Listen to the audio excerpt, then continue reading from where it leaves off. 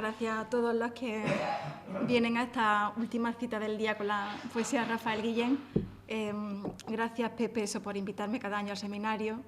Me da la oportunidad de reencontrarme con profesores e investigadores a los que admiro y me da la oportunidad de conocer a poetas, a Rafael Guillén en este caso, y acercarme a su poesía. Hasta ahora, la poesía de Rafael Guillén yo la conocía de referencia precisamente por antologías de poetas de los 50, pero no había llegado a profundizar en su obra como lo he hecho en esta ocasión, en concreto con Balada en 3 tiempos para saxofón y frases coloquiales, que es el poemario sobre el que voy a charlar.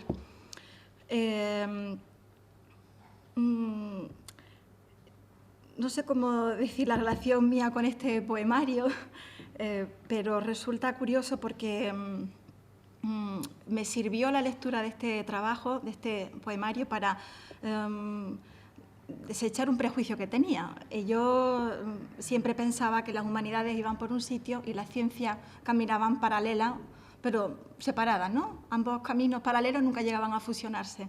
Y cuando leo los poemas de la Balada en 3 tiempos me doy cuenta de que es perfectamente posible, y además dando muy buenos resultados, que la poesía se funde con criterios, con postulados de la física cuántica del último siglo.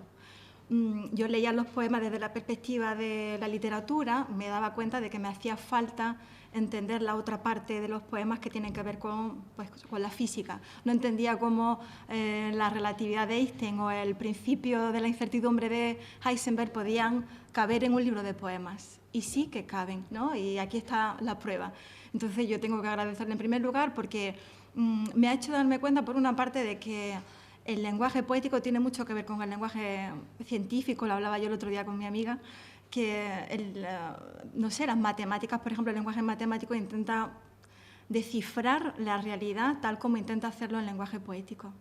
Y era una sospecha que tenía y este libro de poemas me lo ha confirmado, ¿no? Que realmente el misterio está ahí y da igual hacerlo desde el lenguaje matemático, científico o del lenguaje poético.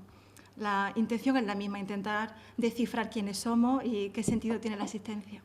Y por otra parte también yo convivo en casa con un físico y hasta ahora a mí no se me había ocurrido compartir mis lecturas poéticas, ni a él, a mi marido, se le había ocurrido compartir sus conocimientos sobre física cuántica. Entonces leía los poemas y yo notaba que me faltaba recordar qué era eso de la relatividad, en qué consisten los universos paralelos, es posible que una partícula esté en un sitio y a la vez esté en otro.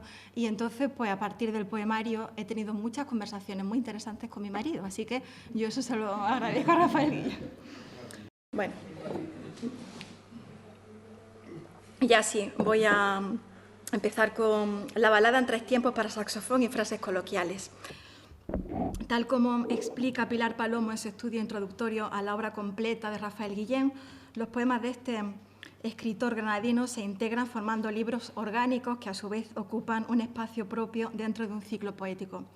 El poemario que ahora vamos a analizar, en el que se recogen poemas compuestos entre 2010 y 2014, culmina un proceso que se inició bastantes décadas atrás y que ha ido recogiendo, como la corriente de un río que va sumando caudal, otros asuntos, inquietudes, propuestas que vertebran poemarios anteriores, de los años 60, de manera que en este libro de poemas de amor, que recupera la voz de otros libros anteriores de lírica amorosa, como Pronuncia amor o Amor acaso nada, confluyen otros temas ya trabajados por Guillén, como la reflexión existencial, las teorías físicas modernas que replantean las coordenadas tradicionales de tiempo y espacio, o la nueva percepción de la materia, de la realidad y sus límites.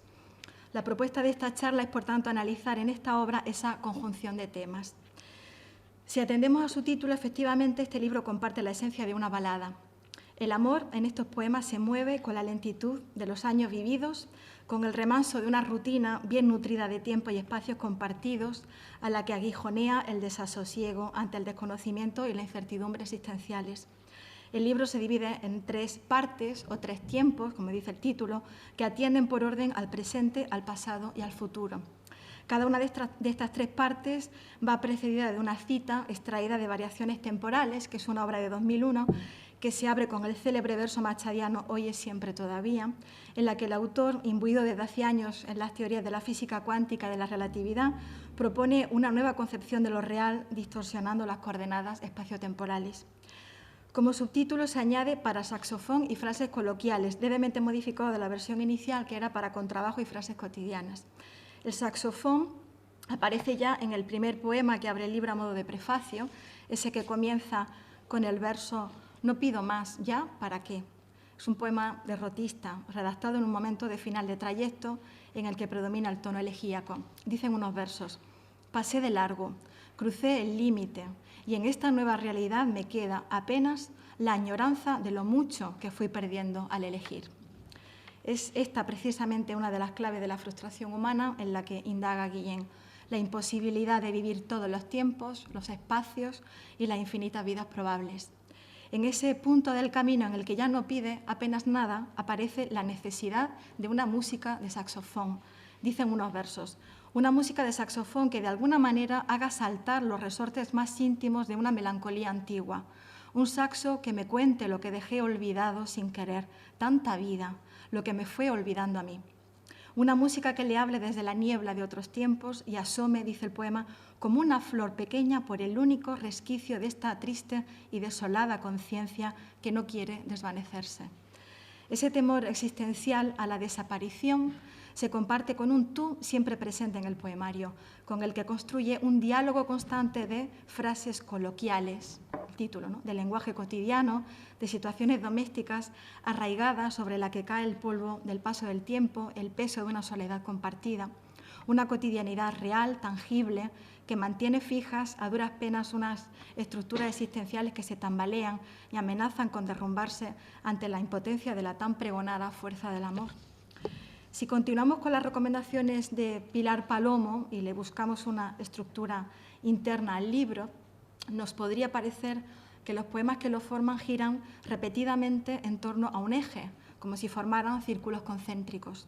El presente, el pasado y el futuro, esa visión tripartita del libro en torno al amor, se fusionan y se reducen a un único punto, a un instante que contiene la eternidad, lo mismo que el Aleph borgiano contiene todos los puntos del universo. Por eso la cita que abre este libro dice: «Quizás quien viva en el instante viva en la eternidad. Quien al contrario viva en la sucesión de los instantes viva en el tiempo. Al menos así ocurre en el amor». Ese instante que concentra lo eterno está muy cercano al quietismo, ejercicio que a base de forzar los límites de la percepción hace desaparecer las nociones de tiempo y espacio. En ese estado de quietismo estético, que diría Valle Inclán, en ese estado de gracia, estado de poesía o de lluvia, como prefiere definir Guillén, es cuando sobrevienen los actos de creación en el arte, en el amor, actos que consuelan de la falibilidad del conocimiento humano y de la incapacidad existencial del ser para enfrentarse a su propio desvanecimiento. A tal caso recordamos además unas palabras de Rafael Guillén pronunciadas en un momento de una entrevista en la que defendió la abolición del tiempo absoluto. «El tiempo no existe», dijo, «y de existir sería circular y nosotros nos situaríamos en el centro y desde ahí podríamos ir a distintos puntos del pasado, del presente o del futuro en una noción unitaria del discurrir, porque realmente hoy es un momento que proyectamos en el pasado y al revivir o rememorar aquello que perdimos del pasado, lo recreamos en este espacio detenido del presente, en este instante concentrado al que se reducen un pasado consumido de antemano y un futuro que existe en proyección». Pero no solo el tiempo, también las dimensiones del espacio se deforman, se duplican en universos paralelos donde ocurre aquello que nos condena a descartar nuestra paradójica libertad de elección. El espacio a veces se recrea en una naturaleza salvaje, iracunda, a veces se remansa en domésticas estancias cotidianas, a veces se multiplica en ciudades esparcidas por los 4 puntos cardinales, a veces es un mismo espacio en tiempos distintos que termina por ser irreconocible. Y en estas nuevas concepciones de lo real, de medidas distorsionadas del tiempo y del espacio, aparece el anclaje de la materia. Las realidades existen porque en ese estado de permanente transformación, de círculo en movimiento, aún somos capaces de tocarlas, aunque sea a través de leves roces, de minúsculas apreciaciones. Hay en toda la obra una exaltación de la materia que conecta con la poesía de otro miembro de esa generación del 50 a la que supuestamente se adscribe Guillén, José Ángel Valente. La materia tangible nos conmueve porque en ella está el tacto, la caricia, el calor. En un cuerpo que se ofrece, que se entrega como agua, de piel dulcísima, de mirada vivificadora, de caricia correspondida, como vamos a ver en el poemario, en esa materia se concentra el amor. Demos un paseo por las 3 partes del libro. Les propongo que, como Dante en la Divina Comedia, bajemos con Virgilio al infierno, al purgatorio, y luego ascendamos al paraíso para recorrer las ruedas del presente, del pasado y del futuro, que giran en torno al yo lírico, siempre acompañado de ese, en este caso, de ese tú amoroso, que como Beatriz comparte el viaje. Imaginemos que recorremos la estancia del primer círculo, el del presente. Esta primera parte plantea una de las propuestas más recurrentes en la poética de Guillén, que de hecho vertebra todo el libro, la fusión de tiempos. El momento actual, tan difícil de apresar, es pasado inmediato. De ahí el sentido de la cita que inaugura esta primera parte. El presente es recuerdo como el rayo es tormenta. Es decir, en la naturaleza de uno está el otro, formando parte de la misma esencia. El comienzo del primer poema que abre esta parte es ya una declaración de principios. Dice, se vive solamente una vez. Esta vida, la de ahora, es la de aquella vez. No hay otra. Y si en el ahora se recuerdan aquellos instantes pasados que se apresaron y se vivieron como eternos, estos siguen siendo en el presente. Se reviven y son porque se mueven en el mismo círculo vital. Continúa el poema. Eran falsos los momentos aquellos si no son estos momentos. Y aparece entonces inevitablemente el símbolo del saxofón, cuyo sonido, a pesar de haberse extinguido, suena real y presente, en un ejercicio en el que se fuerzan los límites de lo percibido. Igual que el saxo aquel, dice los versos, que sigo oyendo, tan lejano, ahora que ya no oigo el saxo aquel. Y concluye el poema con la paradoja del tiempo guilleniano que mencionábamos anteriormente, en donde la eternidad es lo que logra apresarse en un instante, que no pertenece ni al pasado ni al presente. Y de esta forma termina el poema. Así es de corta la eternidad. Hay en toda esta primera parte una honda angustia existencial que se extiende también hacia todo el libro. Se observa, por ejemplo, en el poema Estoy esperando una llamada, en donde esa llamada se entiende como una respuesta, una explicación en la existencia, un sentido vital. En la primera estrofa aparece la nana, el calostro de la infancia, en la que esperaba una llamada que ya fue, dice el verso, ya fue un día para mí, y se centra en la siguiente estrofa en el presente, en el diario ajetreo, en el aliento cálido, que ojalá, dice, fuese para mí. Y más adelante busca esa explicación en el confín desconocido de un universo en continua agitación, en el que tal vez, dice, pueda encontrar una respuesta. Pero el drama existencial se reserva para el final, cuando reconoce que es el silencio, tras una larga espera sorda, la única respuesta que podrá hallar al misterio. El amor aparece entonces, ante ese desconcierto, regalando gestos leves de pura ternura, de transparencia, que residen principalmente en la mirada de ese tú, al que como a un vocativo cercano acude el poema. En tu mirada a veces hay, dice, algo así como el débil aleteo de un pájaro enredado entre las zarzas, como una caricia que regresa. Es una sensación pequeña y transparente, es algo puro e inefable, como la alegría que cabe en una lágrima. En otros poemas de este ciclo también aparecen referencias al juego de miradas, a la imagen que se refleja en unos ojos puros, translúcidos, y que al fin y al cabo es la imagen que certifica la existencia de uno mismo. Existo porque tú me miras. Precisamente uno de esos poemas dice, ¿qué miras?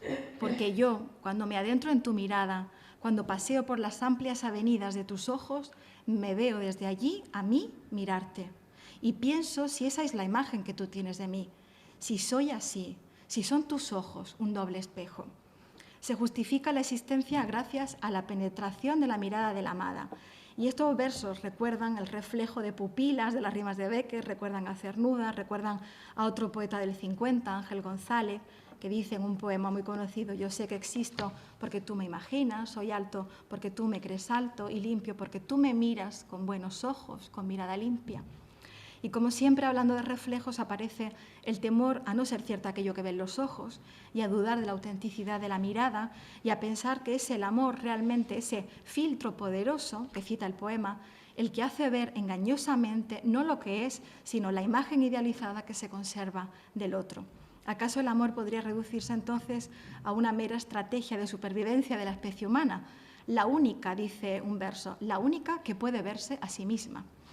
Pero como no solo de amor garcilasiano o cernudiano está hecha la literatura amorosa, la poesía, dice Guillén en una ocasión, la poesía amorosa ya no puede tener arpas como tenía la poesía de Bécquer, ni puede tener bocinas de barcos tristes como la de Neruda. Pues aparece en este poemario su particular propuesta de escribir una poesía del siglo XXI en la que tenga cabida la física moderna. Las teorías cuánticas, que proponen, por ejemplo, que nada puede ser observado sin ser transformado por la propia mirada y que por ello el papel del observador es fundamental para penetrar cualquier proceso físico. Si esta teoría la aplicamos al amor, a la fuerza recreadora que una mirada ejerce en el objeto que mira, tenemos un poema como el siguiente, que, sin ser científico, se aprecia en él la inquietud propia de un hombre moderno. Dice el poema: deberías saber que esto que tiene forma y consistencia y brillo de diamante es porque tú, al mirarlo, le das forma y consistencia de diamante. Y deberías saber que yo no existo si no me miras y me creas mirándome, y que también te creo yo cuando te siento junto a mí, y que este amor está recién creado siempre, sostenido en un inexistente pedestal y ardiendo en una llamarada eterna que será eterna mientras me mires y te mire. Y siguiendo también con el poema de Ángel González, ese que continúa, tu pensamiento me hace inteligente, observamos otros poemas de Guillén en los que no es la mirada, sino igualmente el pensamiento del tú amado, lo que le da a él consistencia, lo que justifica su existencia, ¿no? Siguiendo el patrón romántico. Estoy aquí cuando me piensas, comienza un poema de Guillén. Me piensas, luego existo, ¿no? Podríamos decir versionando a Descartes. Y cuando dice estoy aquí, su presencia se revela en detalles perceptibles a través de los sentidos y aparece su esencia en un soplo, en un leve crujido de hojarasca en otoño, en la sensación de un roce con otra piel por vez primera, en las notas lejanas de un saxo, en el olor que queda de ti en el hueco dulce de la almohada, en estas delicadas y sugerentes ofrendas del tacto, del oído, del olfato, se va configurando una poesía muy sensorial, acotada por los límites de la percepción. En esas huellas de presencia leve y amorosa es donde tiene cabida y donde cobra sentido la existencia del yo lírico. Y así termina el poema. Estoy aquí, en el lugar en el que creas que estoy, cuando piensas, si es que piensas en mí. Ese tú que justifica su existencia, como diría Garcilaso, luego Cernuda, también aparece ante el miedo incesante presente en todo el libro al desvanecimiento, a la pérdida, al desamparo más absoluto que acecha en la penumbra, en una oscuridad donde no habita ella, que siempre es presencia luminosa, que es ente amoroso que aspira a la luz, como los más puros versos de Vicente Alexandre. La luz, como también aparece en la poesía de Valente, es la esencia por excelencia del ser y la materia, símbolo iniciático, revelación. En uno de estos poemas de Guillén se dice: recorro las oscuras galerías donde transita el miedo de perderte, y tú sabes que privado de tu presencia lentamente desaparezco. Y más adelante: y te busco sabiendo que aunque me cerca la penumbra, te tengo junto a mí, que el mundo sigue su curso y que a pesar de todo cumplimos nuestra órbita fielmente en torno de este amor. Hay un poema de esta primera parte en el que se aprecia especialmente cómo la rutina hogareña lo mantiene a salvo y en donde, tomando como punto de partida ese instante que dura una eternidad, distorsiona Guillén las coordenadas del tiempo y el espacio, aplicándolas a la materia amorosa. Dice el poema: espérame un momento, dices, y no sé, después de tanta compartida soledad, si es un momento tuyo o un momento mío. Tras la duración de ese instante que se cuestiona, distingue la distribución del tiempo de ella, ese que discurre en tareas de una encantadora cotidianidad, y el tiempo de él, absorbido por un acto de amor que también incluye la escritura. Tú estás en tu manera humilde de ir ordenando el tiempo y pones parte en quererme y parte en las tareas del hogar para que nada me falte, o en los nietos, y un poco acaso en conversar con las macetas o en probarte una sonrisa frente al espejo. Mi tiempo es otro, y el que pongo en quererte va dentro del que ocupan todos mis actos, por ejemplo este, de estar ahora escribiendo. Y es entonces, en los versos siguientes de este poema, cuando introduce el tema guilleniano de la confluencia de tiempos, justo en un instante fijo en donde el pasado de ambos se vuelve presente y el futuro para los dos puede que llegue tarde, acortándose en cualquier caso el ciclo vital de ambos. Y es posible, continúa el poema, y es posible que tus momentos tengan una duración distinta, pues bien puede que tu pasado o mi pasado inesperadamente se nos adelanten, o lo que ya vendrá nos llegue con retraso. Al desorden temporal le sigue el espacial, y el amor queda entonces aplazado para seguir vivo en otra dimensión, para volver a renacer en un espacio no definido, en la nada, hermosos igualmente en alguna otra vida, ¿no? Como diría Cernuda en su poema Despedida. Sigue el poema. A nuestros tantos años, esta vida es un largo hasta luego, por si en alguna otra dimensión, otra forma, o en esa nada que ahora nos aterra, pudiésemos volver a amarnos. Y concluye el poema volviendo circularmente al origen del mismo, aquel instante capaz de concentrar la eternidad. Esperar un momento. ¿Acaso no sería esperar demasiado? Así es como se va presintiendo que el amor se maneja como un sutil hilo que enlaza todos los poemas, como el núcleo de ese esquema atómico que reproduce el libro. El amor, hecho materia en ese tu compañero de viaje, toma a veces la apariencia, como ya hemos dicho, de la luz y a veces también la del agua. Ambos elementos unidos en alquimia simbolizan, como precisa Peñas Bermejo, una sabiduría intuitiva de la realidad que se modela y toma forma a través de la poesía. Concreción del agua es el mar, metáfora presente ya en sus primeros poemarios amorosos. La amada es el mar, con su fondo vivo y fantasmal en el que se acumulan huellas de naufragios, cofres de recuerdos que se depositan como ofrenda en la orilla. La amada es, al igual que el mar, elemento vivo de materia líquida que se entrega sinuoso con las ondulaciones de un cuerpo. O navegar por la materia de ese cuerpo desnudo, abismarse en el tacto de esa cálida piel que vierte en ti su mala costumbre de estar viva. El tacto será con frecuencia la única forma de comunicación y conocimiento, casi la única realidad del amor, comenta Pilar Palomo acerca de la trilogía de Guillén sobre los gestos. Por eso, ante la imposibilidad de apresar el misterio, ante el desconcierto por lo inescrutable, ante la angustia por el silencio de Dios, está la calidez del contacto con el otro. Pero a veces la presencia del otro no es suficiente, ni su contacto ni su caricia, y todo queda reducido a un vacío entre dos cuerpos, un silencio en la conversación, la evidencia de que los pensamientos del otro son impenetrables y las palabras insuficientes para acallar el miedo interior. Entonces uno debe en solitario luchar con sus demonios, con su desconcierto, con el desgarrador sentimiento de orfandad que acecha al final del camino bajo el peso de una honda angustia existencial. Y el otro, además, no puede hacer nada. Dicen unos versos, son golpes sordos que retumban por las oscuras oquedades de la mente a las que tu inocencia jamás tuvo acceso.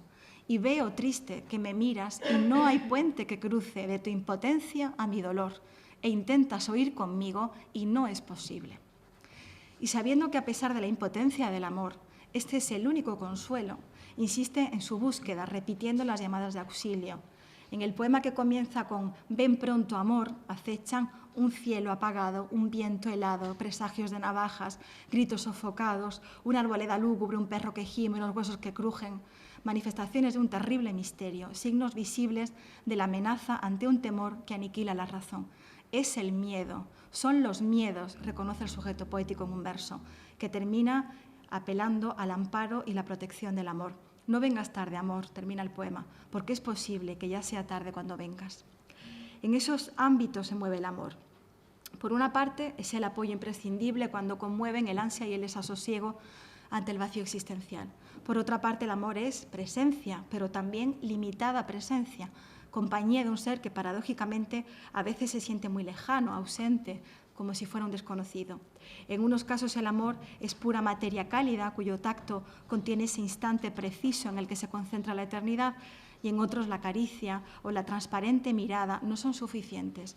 Y entonces el amor se trivializa, se envilece por la rutina, por la oscura monotonía y sufre la amenaza del tedio, de la fuerza con que es arrastrado por tantas costumbres sin pasión. Hacen acto de presencia en los poemas la distracción, el ensimismamiento, la ausencia de comunicación, la inaccesibilidad del uno para el otro.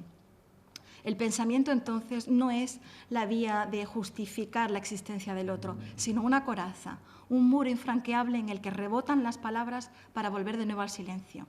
La presencia del otro se vislumbra como entre la niebla, como con una tramposa cercanía para la que no hay manera más precisa de definirla que hablando de mundos paralelos. Están cerca, pero también a la vez lejos, rozándose, pero no compartiendo el mismo espacio.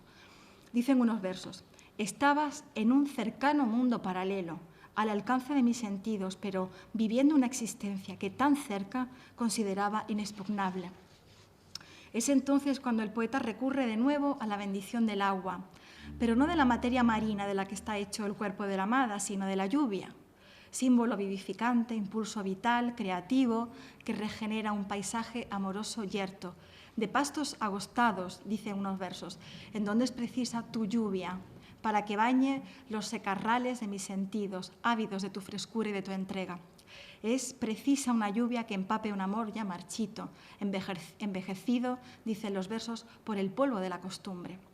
En otros, como el que comienza y qué sé yo, ella retoma su esencia líquida, marina y transparente de voluptuosas formas acuáticas que encierra impenetrable el misterio.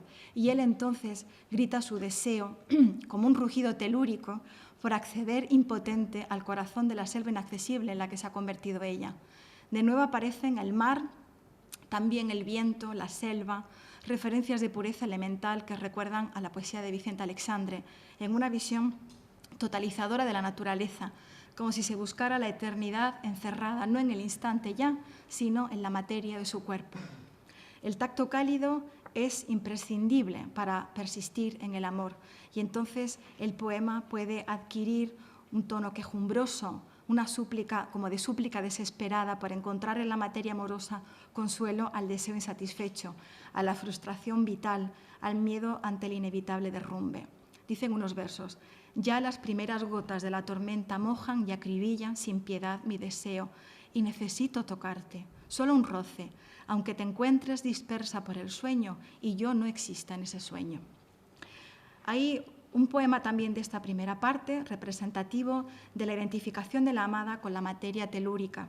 Se describe la grandiosa imagen del verdor de un fiordo, sus montañas nevadas, sus radiantes aguas frescas, y superpuesta a este paisaje está ella, que lo ocupa todo, mejor dicho, que lo es todo.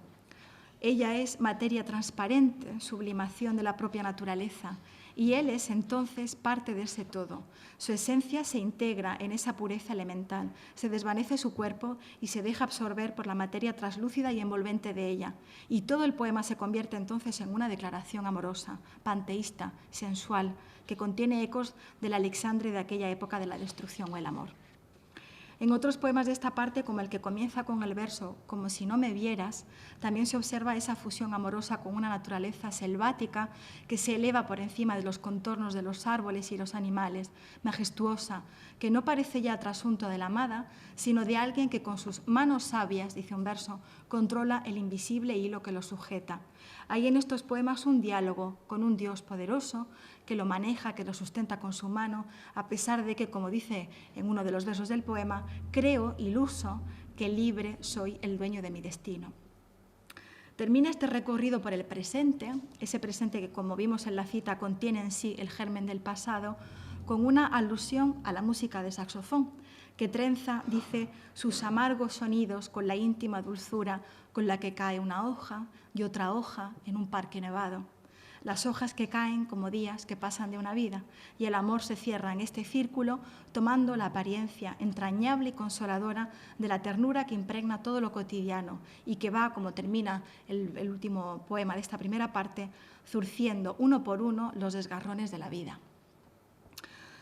Recorremos ahora la segunda esfera, la del pasado, que se abre con una cita igualmente extraída de Variaciones temporales.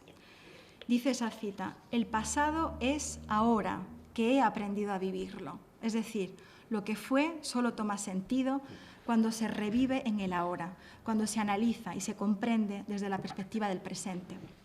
En ese otro tiempo del pasado ya sonaba el lamento atribulado de un saxo, dice el primer poema. Y desde el comienzo usa ya la primera persona del plural, a pesar de que entonces ambos eran otro estado no definido de la materia, dicen unos versos. Quizás todavía no fueran materia amorosa, aún estaban, tal como recogen otros versos de este primer poema, en un momento de indecisión, que es la más humana forma de vida.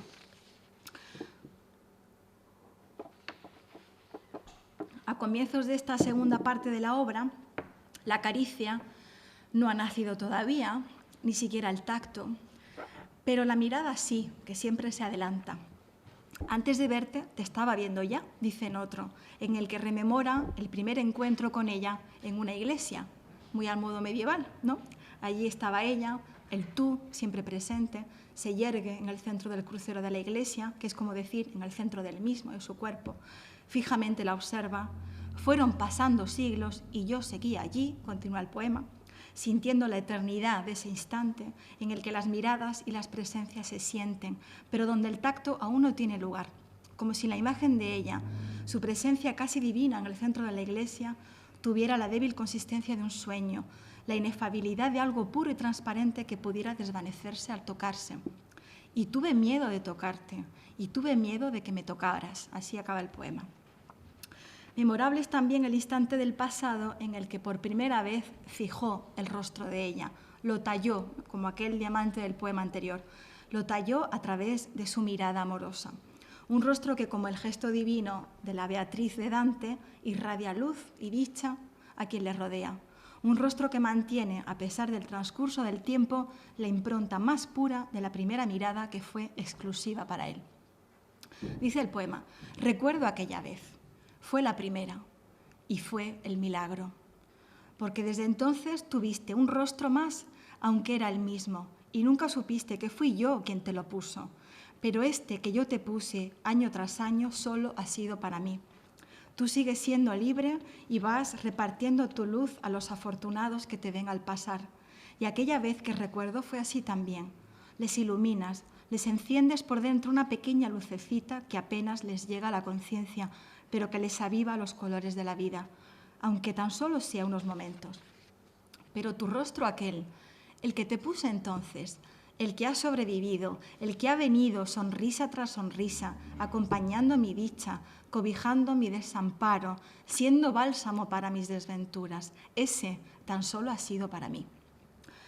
El recorrido por el pasado aprovecha el vehículo de la memoria, del recuerdo de experiencias compartidas, entre las que caben alusiones a diferentes viajes, instantes que se rememoran en el presente y se recuperan como lo que fueron, tiempo detenido en virtud de esa quietud mencionada al principio, eternidad compartida. Dice un poema, y tú conmigo, inmortales los dos ahora, dando fe y testimonio de este lapso de tiempo detenido. En ocasiones se multiplican las referencias a una fusión de tiempos, lo que fue, sigue siendo, que va acompañada paradójicamente de un desdoblamiento espacial, es decir, dos momentos simultáneos que se desdoblan en dos espacios paralelos. Y estás aquí y estás allí, dice en un verso. El recuerdo vivo de una música que oyeron en otros lugares le hace tener la certeza de que el amor presente se sustenta en el amor aquel pasado, que queda en alguna desconocida dimensión. A veces no es el sonido de una música, casi siempre de saxofón, lo que le transporta al pasado, sino una fotografía o un retrato de ella en el que quedó plasmado uno de esos instantes que son eternos y que vienen a rescatarlo de un presente en el que se siente perdido, en el que es incapaz de reconocer como suyo aquello que le rodea. Dicen unos versos, y entonces tú saliste de un retrato antiguo, tantos años colgado y mudo al lado del balcón, y fuiste acomodando mis pueriles desasosiegos, cada uno en su lugar, y mis torpezas, cada una en su lugar, y refrescaste con tu presencia juvenil la despiadada sequedad que cuartea ya mis labios, tan hechos para el beso. El tiempo simultáneo es tal vez, como reconoce Pilar Palomo, la concepción más rotundamente original de la cosmovisión de Rafael Guillén, un concepto cercano a la teoría de Bergson, que definía el hecho temporal como algo creador, siempre distinto, porque siempre está en movimiento, es un ente orgánico y vital frente al espacio, que es estático, homogéneo, repetible. Esto es lo que se aprecia en el poema que comienza, por aquí paseamos una vez. el espacio, el adverbio aquí de hecho se convierte en un elemento anafórico recurrente en el poema, el espacio funciona de anclaje. Hay una calle concreta, reconocida al detalle, por donde pasearon en un momento del pasado y por donde ahora vuelven a pasear. Pero ese espacio, como el río de Heráclito, ya no es el que era, porque el tiempo se ha encargado de transformarlo, aun siendo el mismo. Por aquí paseamos aquel día. ¿Y estamos paseando ahora aquí?, pregunta en el poema, para responderse al final. Este es el sitio, pero ya no es el sitio, Plinto aquel de nuestra joven ventura. En este nunca estuvimos, nunca paseamos por esta calle. Es quizás por esta certeza, la de estar condenados a girar en un círculo que repite su recorrido, pero que cada vuelta no es exactamente la anterior, por lo que los poemas de Guillén están imbuidos de una tremenda melancolía. Lo vivido, vivido está. Solo cabe apresarlo difícilmente en un instante que se escapa a la voluntad. Solo cabe rememorarlo e intuirlo, forzando los límites de lo que percibimos a nuestro alrededor. La música que oímos ahora no es la música que oímos en otro momento. Las calles que recorrimos tampoco. Resaltó Uceda en su estudio sobre la poesía de Guillén la preocupación constante del autor por rescatar la pervivencia de lo perdido. Y es evidente el tono elegíaco y melancólico que impregna los poemas de esta segunda parte, sobre todo aquellos en los que, reflexionando sobre el paso del tiempo, refunde el tópico clásico del tempus fugit con corrientes filosóficas modernas, como la de Bergson de nuevo, que defiende que nuestra existencia es un fluir continuado en el que todo va sumando como una gran bola de nieve, de modo que aquel futuro que se planeó en el pasado ya se ha hecho presente. Dice un verso de Guillén: hoy son estos los otros tiempos. Perder es un concepto clave en la poesía de Rafael Guillén, y en ella se invoca continuamente a la memoria para explicar el presente y al recuerdo para redimir la existencia, aunque admita en algún poema que para salvarnos del dolor convenga no darle vueltas al tiempo, dice en uno de ellos, porque a veces recordar es llorar. Hay en algunos poemas un sentimiento de resignación, de impotencia ante el sobrecogedor misterio de la existencia. Hicimos, dicen unos versos, hicimos lo que pudimos, o quién sabe lo que nos dejaron hacer. En otros, una queja, un lamento. Qué difícil es esto de la vida, qué difícil esto del tiempo. Un desconsuelo que busca aplacarse tratando de recobrar esos instantes que fueron para siempre. Ven, termina diciéndole en un poema, ven, siéntate aquí conmigo y olvidemos que un día fuimos mortales. Es esta otra de las constantes de la poesía de Guillén, la búsqueda de instantes que hagan sentir la eternidad, la inmortalidad, la recuperación de momentos en donde se concentre lo eterno y se pierda la conciencia de los límites que nos imponen nuestros torpes sentidos y nuestro frágil conocimiento de la realidad. Por eso apela tanto en sus poemas a lugares, países, espacios naturales, urbanos, que más que enclaves físicos son espacios emocionales que sirven de sujeción y anclaje en el mare magnum del tiempo, porque en ellos se vivieron situaciones, instantes concretos de una vida que se elevaron a lo trascendente. Dice una verso, ¿recuerdas, si pudiera ser posible, todo el dolor y el esplendor del mundo en un solo latido? Eso lo pregunta en un poema donde previamente ha hecho un recorrido sentimental por las ciudades de Praga, Sololá, Jalón. Morales Lomas, en su estudio a la antología completa de Guillén, habla precisamente de conquistas sentimentales, de espacios recobrados, a los que se aplican además los hallazgos de la física cuántica del último siglo. Uno de estos incuestionables hallazgos que Guillén introduce en sus poemas es el principio de la relatividad de Einstein, que todo el mundo lo conoce, pero nadie lo conoce. Esto es uno de los temas de conversación, ¿no? A ver, ¿qué era eso del principio de la relatividad? Pues el principio de la relatividad de Einstein establece que, siendo la velocidad de la luz invariable, la observación de un hecho, y esto interesa, la observación de un hecho puede ser distinta dependiendo del punto de vista del observador. O el principio de incertidumbre de Heisenberg, que determina la imposibilidad de conocer en absoluto la posición de una partícula cuántica, de manera que una misma partícula podría estar presente en varios sitios simultáneamente. Trasladadas estas teorías a la poesía, aparece, por ejemplo, el poema que comienza «Te vi al pasar y no eras tú», en el que hay una confusión de identidades a la que se añade la superposición de espacios. Había una mujer frente a un escaparate que tenía su mismo cuerpo, sus mismos gestos, era ella, pero tal como aclara en ese primer verso, no eras tú. El desconocimiento, la duda, las infinitas probabilidades que al final cristalizan en una, paraliza la acción. No me atreví a acercarme, termina el poema, no me atreví a acercarme por temor a que no me conocieses, por temor a perderte para siempre. El temor nace de la elección, porque al elegir descartamos todo el resto de posibilidades. La conciencia de este hecho genera una angustia existencial que las leyes físicas no calman, sino que señalan la necesidad de explorar otras opciones. Quizás una de estas opciones sea la que intuye Guillén, que el resto de posibilidades que quedaron abortadas, descartadas al elegir una, continúan en otros universos paralelos. De esta forma podríamos encontrar en este poemario amoroso una aplicación de la teoría de la ramificación de universos, por la que otros universos, extensiones del infinito, residen en otras dimensiones inconocibles del espacio. Guillén cuestiona la realidad tal como está establecida y cree que hay otra parte desconocida que escapa a la razón, otra mitad de todo lo visible que no se aprecia sino intuitivamente, como trayectos que corren paralelos, dice un verso. En definitiva, Guillén defiende que los sentidos descubren, pero a la vez encubren otros mundos inefables que no se perciben por ellos, sino por una innata intuición.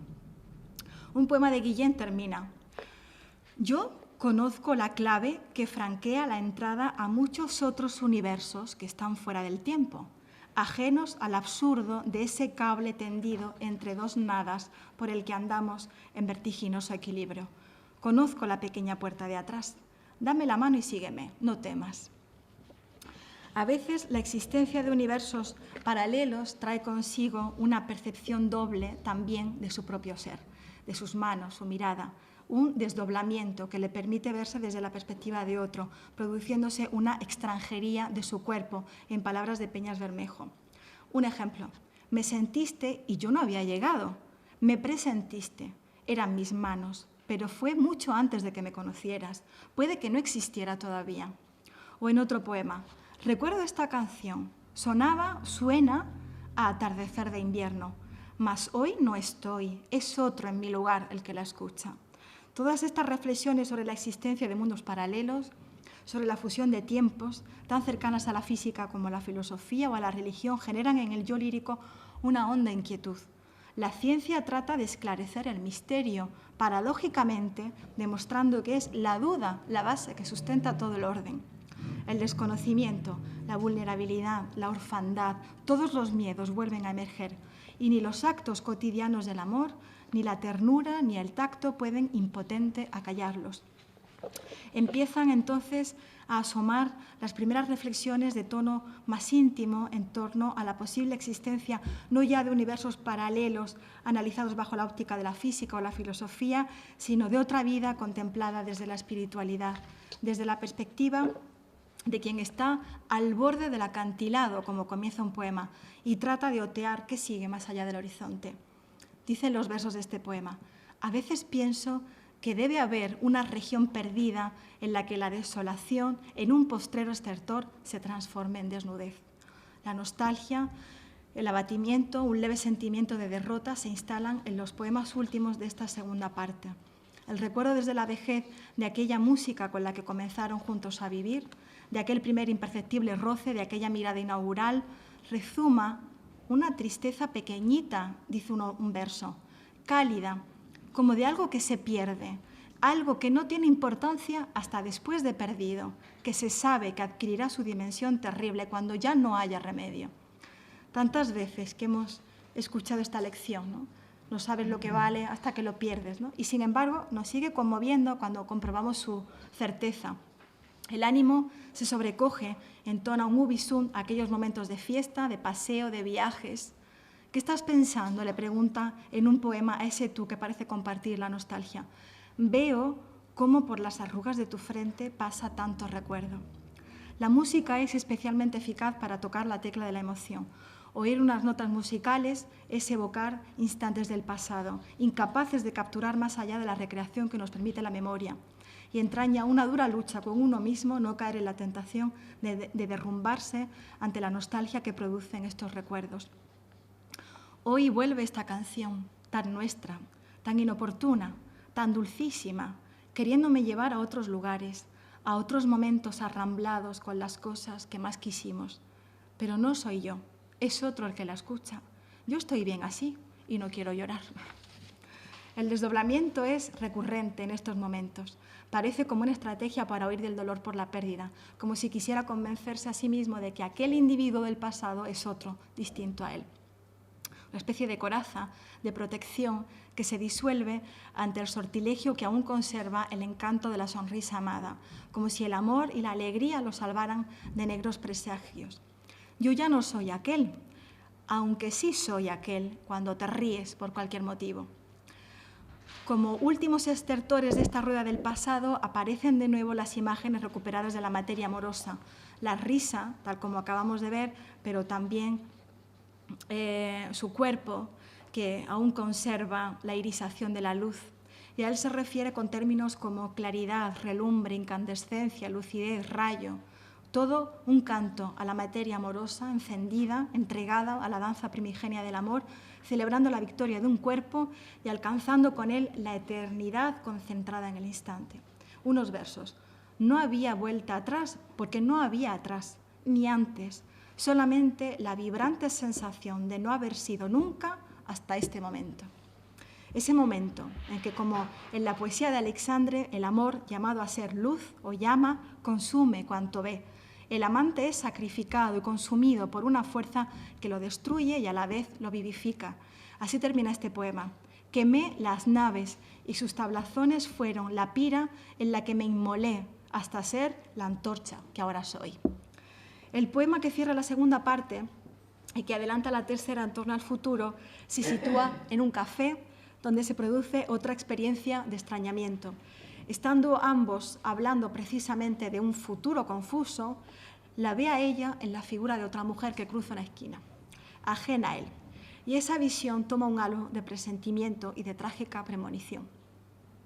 Cuando de pronto te vi pasar entre la gente, ibas con prisa y al doblar la esquina volviste un poco la cabeza antes de desaparecer. Y te cogí la mano y no te dije nada y seguimos hablando y tuve la certeza de que iba a perderte.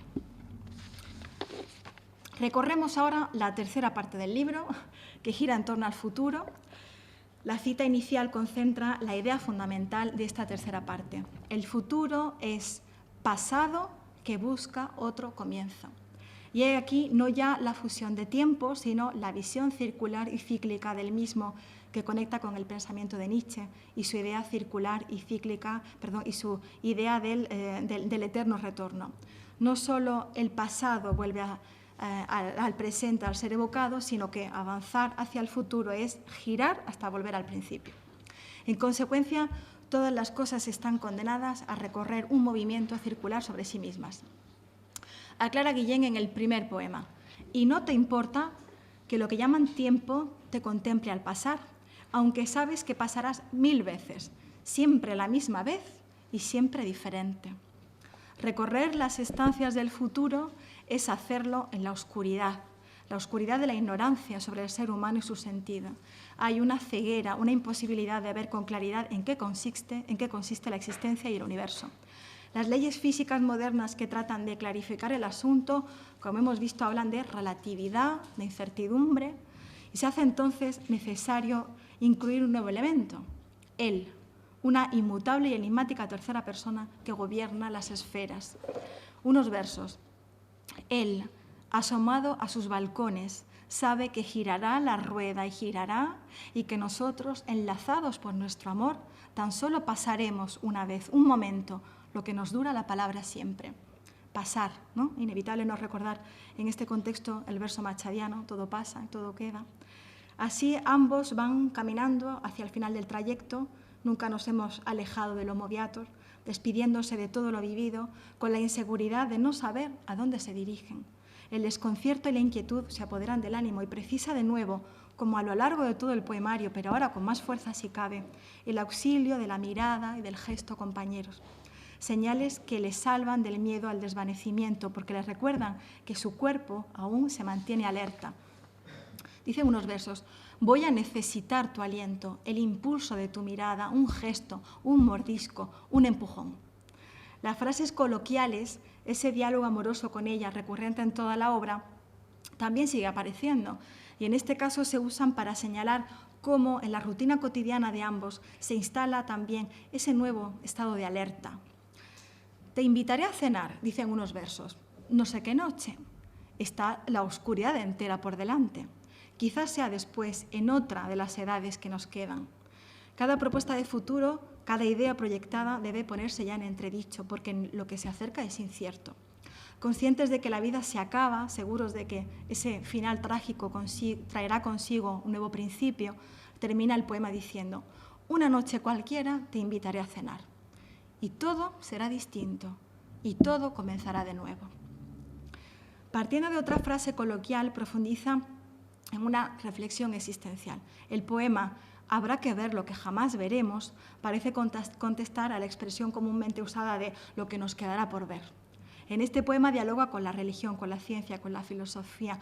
¿Qué sentido tiene nacer para morir? ¿Todo forma parte de un juego? ¿Acaso la muerte es un fallo? ¿Acaso es, como recogen unos versos, una pieza defectuosa en el complejo mecanismo que regula nuestra existencia? Es la reflexión propia de quien hasta ahora ha confiado en las reglas lógicas de la ciencia, en el sentido común. No obstante, también el escéptico, amenazado por la incertidumbre y el desasosiego, siente la imperiosa necesidad de creer en la existencia de otra posible mitad de lo visible y de confiar en que algo que no vemos ni intuimos renacerá. Sus reflexiones no se alejan de las dudas unamunianas, de la lucha agotadora entre la razón y la fe de los personajes agonistas de las novelas del escritor vasco. Guillén sale del paso adaptando a la nueva situación la idea de los mundos paralelos, la existencia de otros universos posibles en donde tendrá cabida todo aquello que les depara un futuro cuyas coordenadas ya no son las de esta realidad conocida. Es una reacción que busca encontrar un consuelo por la separación y una lógica al sinsentido de la muerte. Dicen unos versos: me veo en otra forma de belleza, o comunión, o paz, inalcanzable ahora, pero que ha de estar en nuestro futuro inserta en otras coordenadas. ¿Y el amor? ¿Qué será de él en ese futuro fijado en otras coordenadas, ubicadas de forma imprecisa en el adverbio allí? En esa otra forma de belleza o de paz, como aparece en el poema, se produce entonces lo más parecido a la unión mística. Dicen unos versos: allí tu amor y el mío serán un mismo amor, y un solo tu cuerpo encendido y el mío, y también será una sola nuestra soledad. Es también lo más cercano y actual al tópico barroco del amor post-mortem, aquel ideal de amor que se revela contra la separación eterna de los enamorados y proclama su triunfo sobre la muerte. No obstante, de nuevo, a la base mística, al tópico amoroso clásico, se superponen las propuestas científicas, igualmente asimiladas por Guillén, de la posibilidad de la existencia de universos paralelos, de la capacidad de desdoblamiento del ser.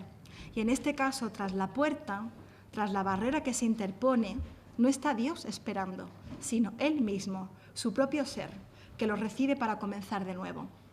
Tras la puerta, dicen unos versos, detrás de la barrera que a cada paso se interpone, tan falsamente inexpugnable, sé que voy a encontrarme nuevamente conmigo mismo, allí, esperándome. Los elementos que se han ido esparciendo durante todo el poemario relacionados con la materia amorosa, con la mirada, el tacto, reaparecen al final también y se recuperan en su esencia eterna e inmutable. Unos versos de ejemplo. Los pájaros que cantan en tus ojos no cesarán, y esa manera tuya de verme sin mirar, pero mirándome, ahí seguirá, durante un tiempo que ahora mismo desconocemos. Tan eterna su mirada como su amor, y vuelve a hacer un guiño al soneto de Quevedo, a la ceniza con sentido, al polvo enamorado. Allá, por otros mundos, ambos darán vueltas, y dice el poema, daremos vueltas antes de convertirnos en pavesas amantes. No solo el fuego, también el mar aparece en este caso con un nuevo sentido. Hasta ahora el mar no era una metáfora de ella y de su entrega amorosa, pero en los poemas de esta tercera parte el mar es, en esencia, el amor. Y es la paz en oleadas, dice un verso. ¿Qué será de este mar? ¿Qué será de este amor?, pregunta en un poema, como un ubisum futuro. Asimismo, en uno de los poemas finales se establece una identificación de ambos amantes con las nubes, con el cielo, con elementos celestiales que desde el mar forman parte del ciclo del agua.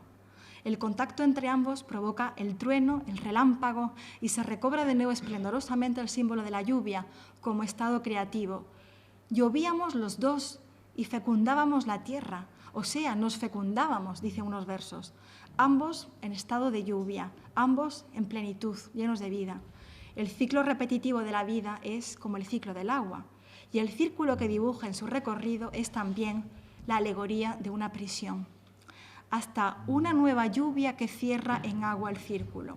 Y entonces todo está cumplido y todo no está cumplido. Y concluye el poema, y otra vez a empezar. ¿Y así hasta cuándo? ¿Estaremos acaso condenados a ser eternos? Como vemos, abundan las inevitables preguntas retóricas que se formulan en voz alta a modo de reflexión y que reflejan el estado de duda constante, una ansia de saber, una mezcla de curiosidad y miedo por acceder a la revelación, expectante, siempre tratando de interpretar signos y señales. Siguen siendo poemas en los que se buscan explicaciones con una angustiosa necesidad de encontrar certidumbres, clarividencias, pero las dudas no son acerca del mundo material o de lo vivo, sino de lo invisible, de la nebulosa en la que nos desvaneceremos. Se cuestiona sin cesar. Se plantea ahora, por ejemplo, con especial insistencia, ¿qué clase de amor les aguardará en el futuro a ambos si ya los cuerpos no están? Dicen unos versos, ¿qué será de este amor ya sin un cuerpo? ¿Quién será quien lo acoge y le dé vida? ¿Cómo ha de ser el amor cuando ya no tengamos cuerpo? Se repite. Es quizás la mayor condena a la que nos somete la muerte, el mayor castigo, renunciar al tacto.